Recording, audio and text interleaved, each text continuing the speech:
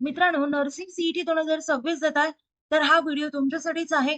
कारण आजच्या व्हिडिओमध्ये आपण इंग्लिश ग्रामरचे मोस्ट इम्पॉर्टंट एमसीक्यू क्वेश्चन बघणार आहोत. मित्रांनो, मी धरती तुमची एज्युकेटर ग्लोबल ऑनलाईन या युट्यूब चॅनलवरती तुमच्या सगळ्यांचं स्वागत करते. आणि आजच्या व्हिडिओमध्ये आपण प्रत्येक क्वेश्चनचं डिटेलमध्ये डिस्कशन करूयात आणि त्यासोबतच तो क्वेश्चन कमी वेळेत कसा सॉल्व्ह करायचा हे देखील पाहूयात.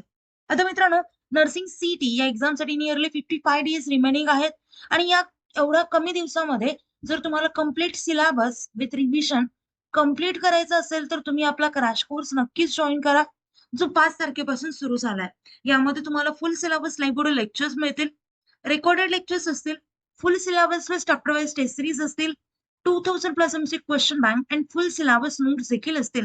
मित्रांनो, टेस्ट सिरीज आणि क्वेश्चन बँक या दोन गोष्टी खूप महत्वाच्या असणार आहेत, कारण यातूनच एक्झाम मध्ये प्रश्न हे विचारले जातात. यासोबतच free of cost mentorship, counselling course या देखील गोष्टी मिळणार आहेत.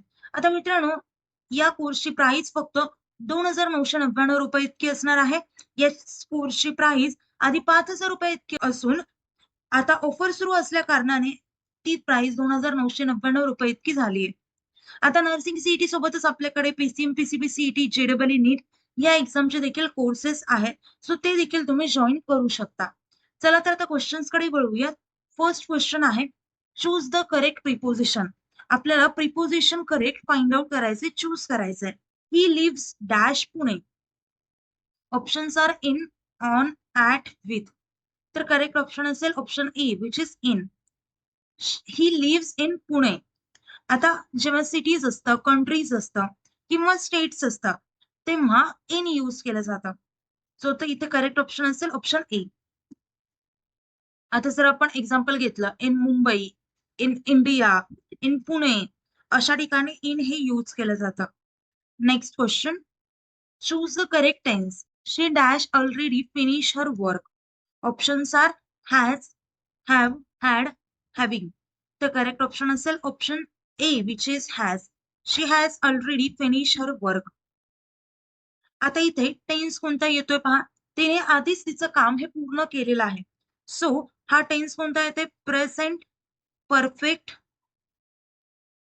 टेन्स. त्याचं स्ट्रक्चर कसं असतं? तर subject plus has, have plus बी3 प्लस ऑब्जेक्ट. हे झालं स्ट्रक्चर. तर या स्ट्रक्चरनुसार या फिल इन द ब्लँक मध्ये काय येणार? तर हॅज येणार. Next question, choose the correct spelling. आता इथे आपल्याला अकोमोडेशनची करेक्ट स्पेलिंग फाइंड आउट करायची आहे. अकोमोडेशनची स्पेलिंग असते ACCOMMODATION. अकोमोडेशन. त्यामुळे इथे करेक्ट ऑप्शन असेल option A. Next question, choose the correct synonym of beautiful. इथे ब्युटिफुल हा वर्ड आहे, तर ब्युटिफुलचा आपल्याला सिनोनिम फाइंड आउट करायचा आहे. सिनोनिम म्हणजे सेम मिनिंग असलेला word. So the correct option is option B which is pretty.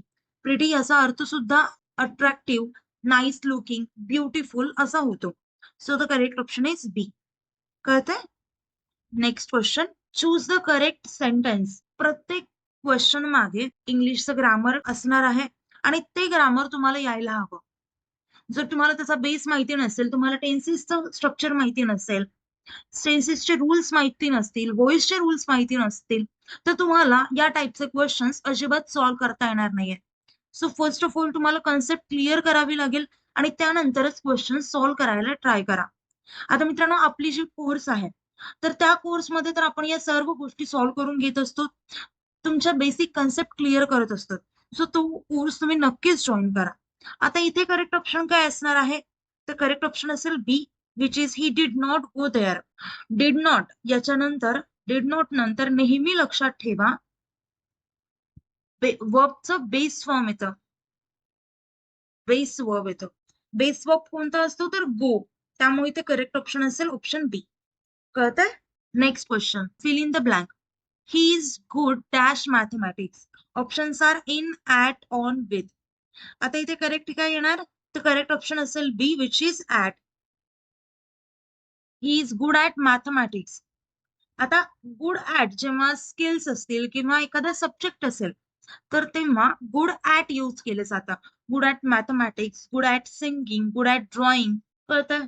So अशा ठिकाणी आपण ऍट यूज करतो. So correct option is B. Next question. If I dash reach I would help the poor. Options are am, was, were, be. So the correct option is option C, which is वर.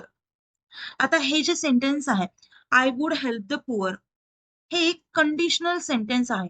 Second conditional sentence इथे imaginary situation आहे. कळतंय? जेव्हा imaginary situation असते तेव्हा आपण सब्जेक्टच्या नंतर नेहमी वर यूज करतो. So the correct option is C. If I were rich I would help the poor.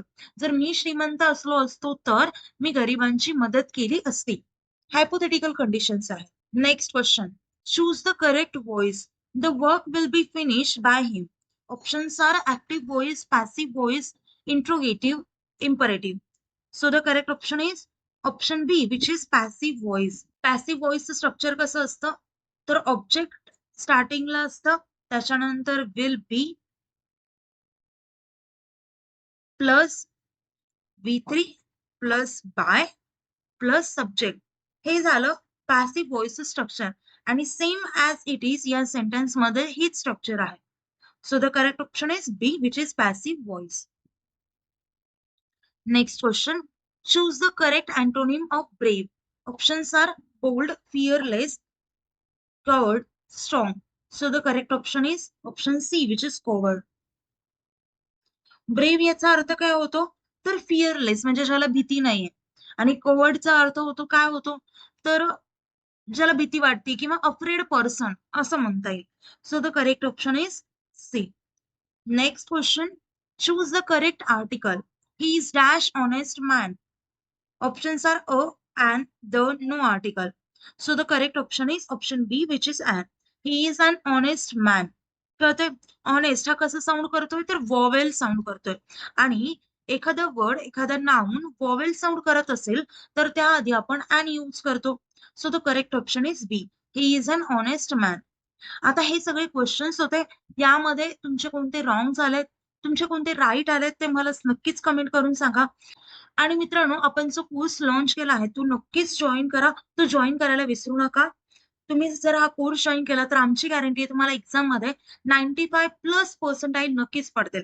मित्रांनो, लवकरात लवकर कोर्स जॉईन करा. कुठल्याही प्रकारचे डाऊट असतील तर दिलेल्या नंबरवरती कॉन्टॅक्ट करा. कोर्स जॉईन करायचा असेल तर दिलेल्या नंबरवरती कॉन्टॅक्ट करू शकता किंवा प्ले स्टोर वरती जाऊन ग्लोबल ऑनलाईन ऍप हे डाउनलोड करून ओपन करून तिथून देखील तुमचा कोर्स हा एनरोल करू शकता. आणि यामध्ये किंवा लेक्चरमध्ये कुठल्याही प्रकारचे डाऊट असतील तर दिलेल्या नंबरवरती कॉन्टॅक्ट करा.